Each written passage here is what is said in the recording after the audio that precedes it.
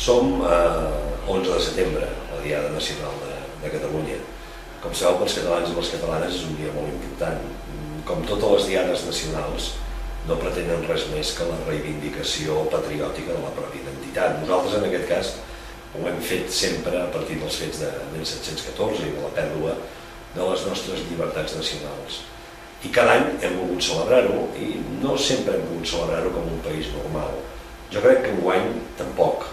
Damunt del país hi ha masses dubtes, masses circumstàncies que fan que aquest 11 de setembre tingui de tornar a ser i que jo us demano que sigui un 11 de setembre reivindicatiu.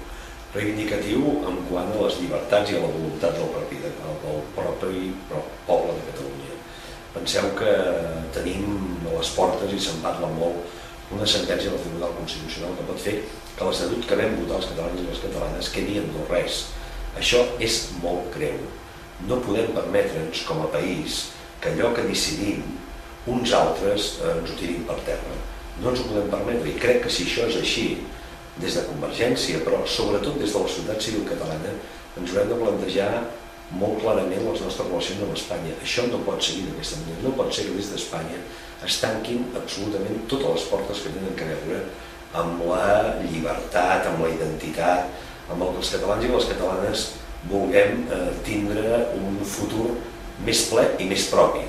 Per tant, jo us convido que aquest 11 de setembre segueixi sent reivindicatiu.